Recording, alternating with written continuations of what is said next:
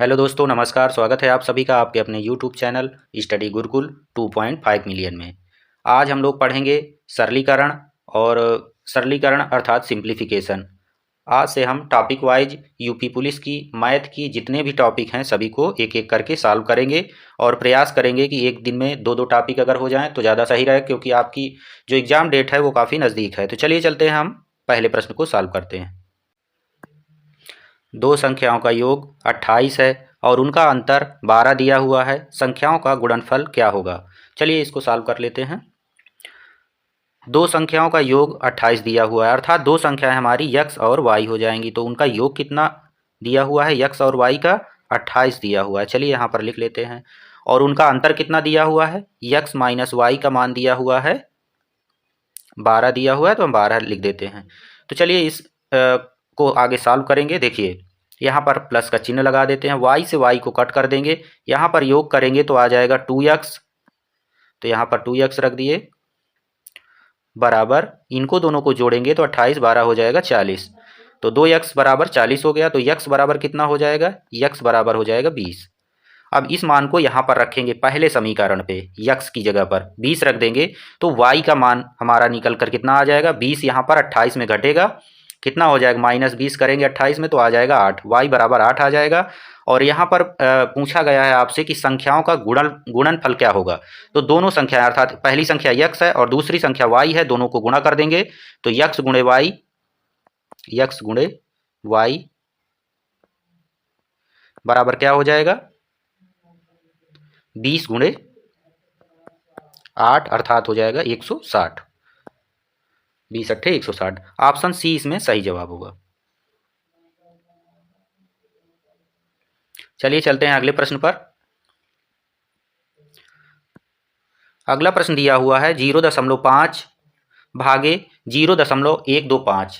इसको सॉल्व करना है। तो चलिए इसको सॉल्व कर लेते हैं। 0.5 भाग का चिन्ह लिखा हुआ है, तो अर्थात यहाँ पर इसको बटे में रख देंगे 0.125। अब इसको सॉल्व कर लेते हैं। देखिए ऊपर से हम ये जो नीचे दशमलव लगा हुआ है इनको हटाने के लिए ऊपर हमें 0 बढ़ाना होगा। तो यहाँ पर 3 अंक देखिए दिए हुए हैं, 1 2 3 दशमलव के बाद। तो ये दशमलव हटाना है तो हमें ऊपर 3 0 बढ़ाने पड़ेंगे, 1 2 3। और देखिए यहाँ पर एक अंक के बाद यहाँ पर लगा था दशमलव, तो ये एक अंक के बाद पीछे से लगा देंगे तो यहाँ ऊपर हो गया 500। कितना ऊपर हो गया? 500। और नीचे कितना हुआ? 125। दशमलव हटाया है तो यहाँ पर हमने 3 0 बढ़ा दिए। चलिए अब इसको सॉल्व कर लेते हैं। 25 से सॉल्व करेंगे। 25 पंचे 125, 25 दूनी 50, एक 0 आ गया। 5 से भाग दे देंगे 20 में, तो 5 चौक 20। यहां पर हमारा उत्तर क्या आ जाएगा? 4। चलिए चलते हैं अगले प्रश्न पर। इसमें ऑप्शन डी सही रहेगा।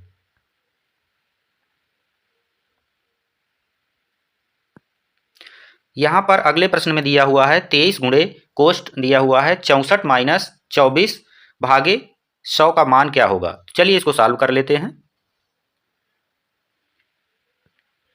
23 गुणे कोष्ट है 64 माइनस 24 कोष्ट बन, भाग का चिन्ह लगा हुआ है और 100 दिया हुआ है। चलिए पहले हमें कोष्ट को तोड़ना है। इसमें क्या है? अंदर 64 है और -24 है। 64 में -24 करेंगे तो ये आ जाएगा 40। और इधर 23 रखा हुआ है, 23 उतार लेंगे, गुणे का चिन्ह है और यहाँ पर भाग का चिन्ह है।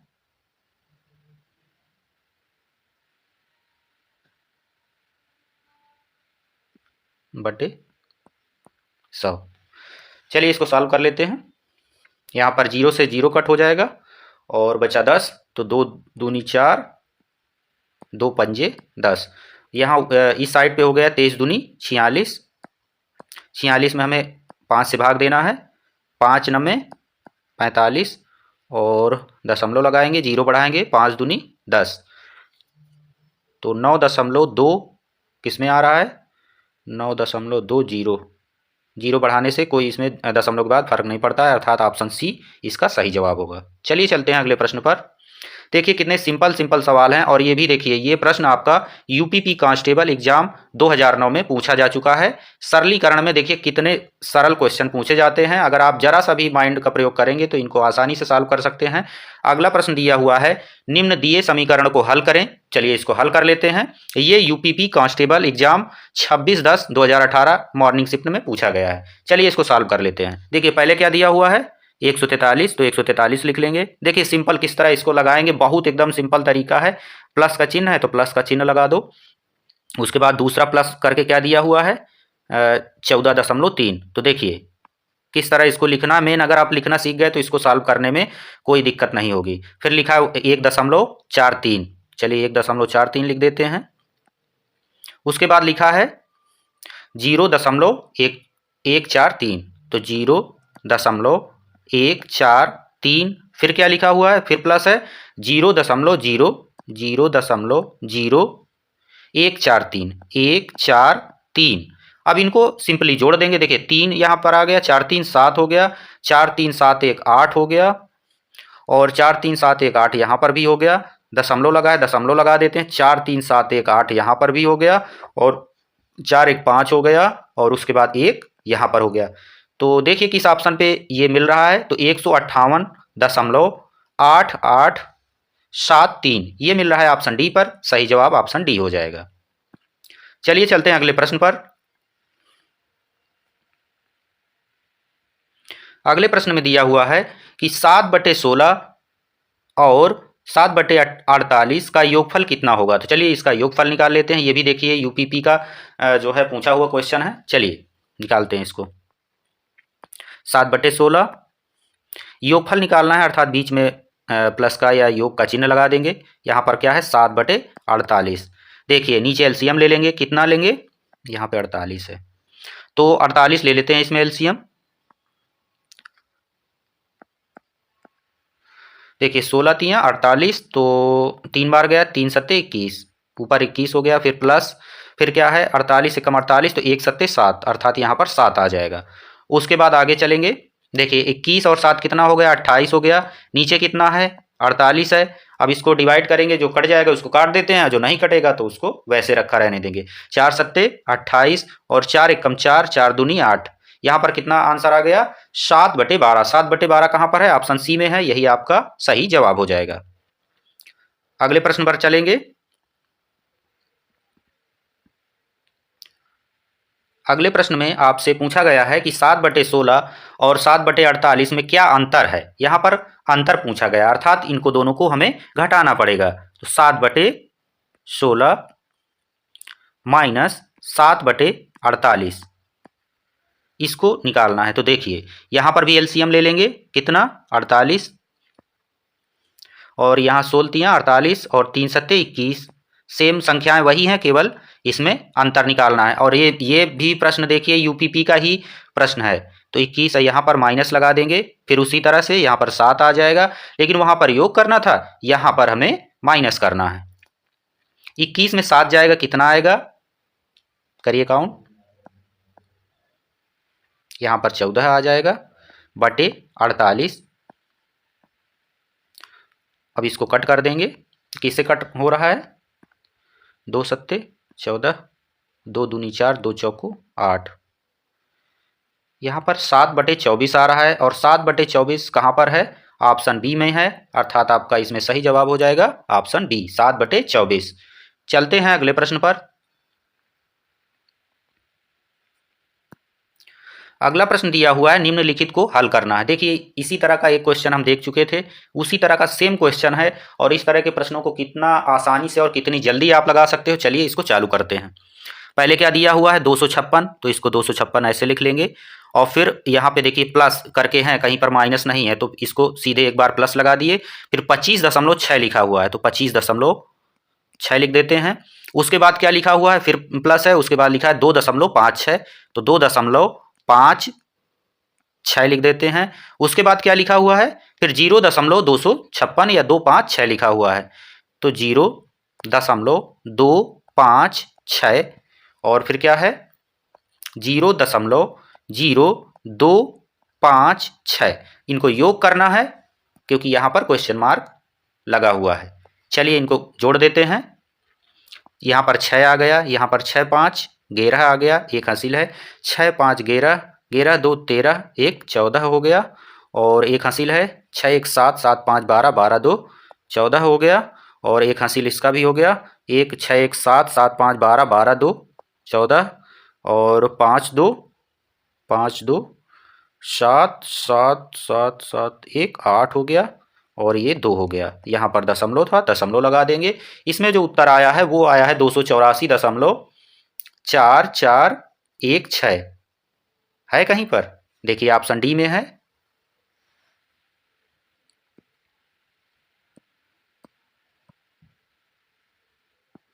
अगला प्रश्न दिया हुआ है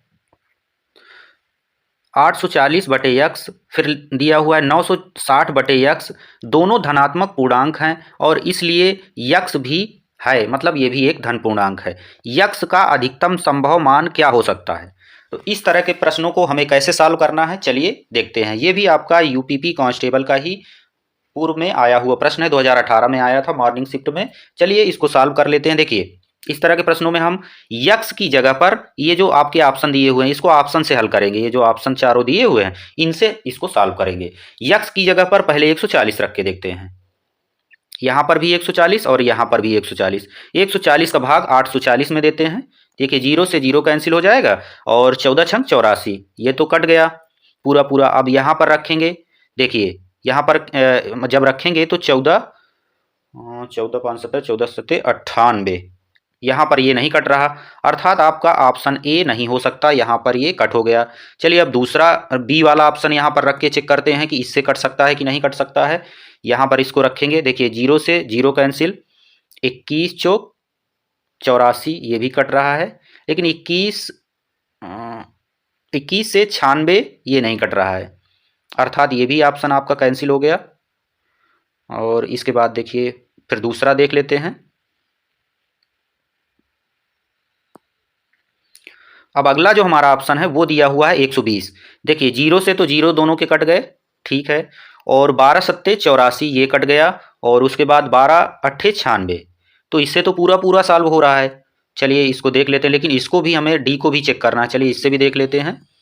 देखिए 0 से 0 कैंसिल हो गया, ये 0 भी कैंसिल हो गया। 24 से करेंगे तो 24 चौको 96, तो ये तो कट जा रहा है, लेकिन 84 नहीं कट रहा है, इसलिए ये भी ऑप्शन हमारा गलत हो जाएगा। ये भी गलत, ये भी गलत, कौन सा सही हो जाएगा?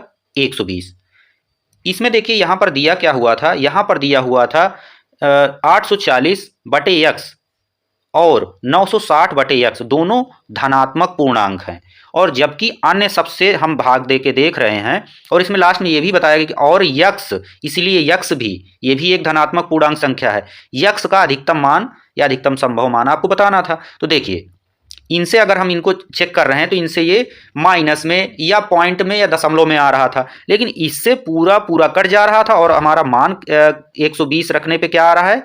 सभी धनात्मक मान आ रहे थे, पूरा पूरा कट जा रहा था, इसलिए यक्स का अधिकतम संभव मान 120 हो जाएगा। चलिए चलते हैं अगले प्रश्न पर।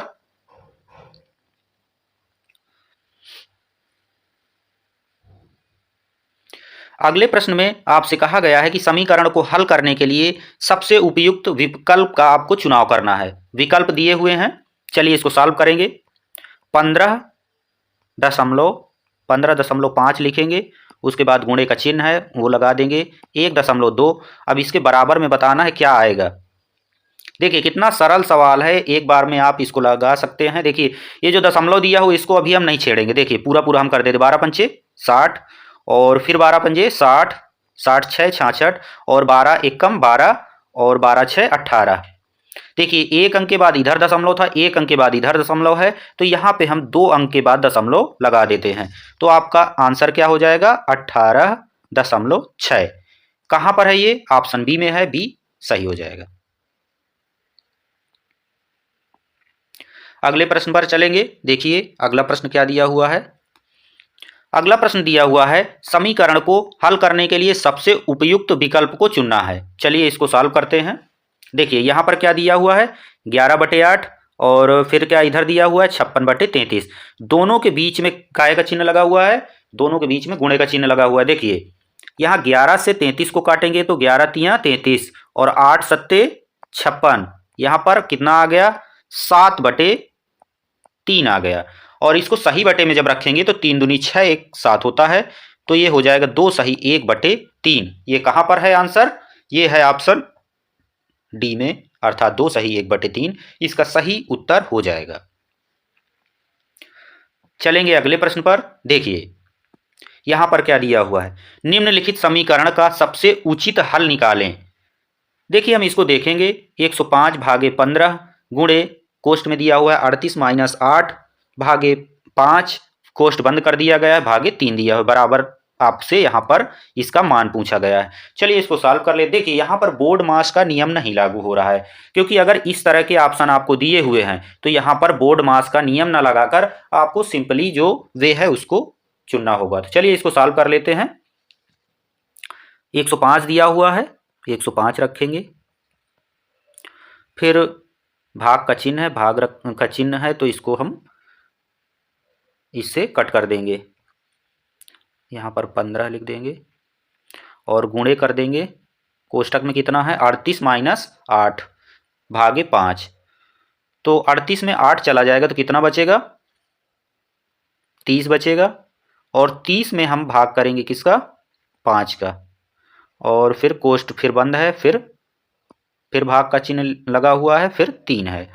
देखिए 5 छक्के 30, 6 बार में ये कट गया, 15 सत्ते 105, यहाँ पर आ गया 7, यहाँ पर गुणे 6,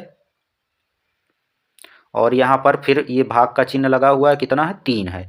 तो देखिए 7 छंग 42, यहाँ पर 42 हो जाएगा, नहीं पहले इसको ऐसे कट करें, 3 दूनी 6, 2 सत्ते 14 बराबर 14 ही आपका ऑप्शन हो जाएगा। आंसर कौन सा है, ऑप्शन सी में ये दिया हुआ है, यही आपका सही जवाब हो जाएगा। चलते हैं अगले प्रश्न पर। अगला प्रश्न दिया हुआ है, निम्नलिखित समीकरण का हल निकालने हेतु सर्वाधिक उचित विकल्प का चयन करना है आपको। चलिए इसको सॉल्व करेंगे। 1.8 भागे है अर्थात बटे में रख देंगे, कितना है 1200 है। देखिए अब इसको सॉल्व कैसे करेंगे, जैसे हमने अभी इसके पहले एक जो है क्वेश्चन सॉल्व किया था, किस तरह से दशमलव हटाएंगे, कहाँ पर जीरो कितने बढ़ाना है, ये सब हम इसमें देखेंगे। चलिए देखते हैं।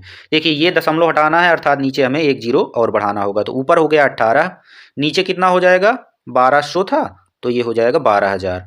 अब जब इसको सॉल्व करेंगे तो देखिए पहले इसको हम काहे से काट लेते हैं, 3 से काटेंगे, 3 छक 18, 3 चौक 12, कितने जीरो हैं 3 जीरो, और भी कट रहा है 2 से काट देते हैं, 2 से काटेंगे 2 तियाँ 6 हो जाएगा, 2 तियाँ 6, और यहाँ पर 2 दूनी 4, यहाँ 2000 हो जाएगा, 3/2000 हो जाएगा। अब इसमें हम दशमलव लगाकर जीरो बढ़ाते जाएंगे, हाँ ठीक है, और फिर 2 एकम 2, और उसके बाद 2 पंजे 10।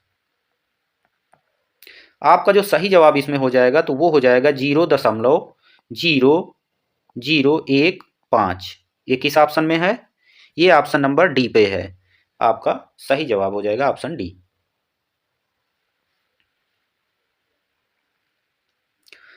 अगला प्रश्न आपको यहाँ पर देख रहे होंगे, 19वां क्वेश्चन है, निम्नलिखित समीकरण का हल निकालने हेतु सर्वाधिक उचित विकल्प का चयन करें। आपको यहाँ पर दिया हुआ है क्वेश्चन, चलिए इसको सॉल्व करेंगे। 11/8 भाग का चिन्ह लगा हुआ है अर्थात भाग का चिन्ह, अर्थात यहाँ पर क्या है भाग का चिन्ह लगा हुआ 33/56। देखिए इस तरह यहाँ पर दिया हुआ है, इसके बराबर में पूछा गया है, तो देखिए एकदम सिंपल वे में इसको हम सॉल्व करेंगे, जिससे सभी लोगों को इसको समझने में आसानी हो। चलिए देखते हैं इसको, 11/8, और इसको ये जब भाग में है अर्थात इसके नीचे पूरे के बटे में हम कितना लिख सकते हैं 33/56,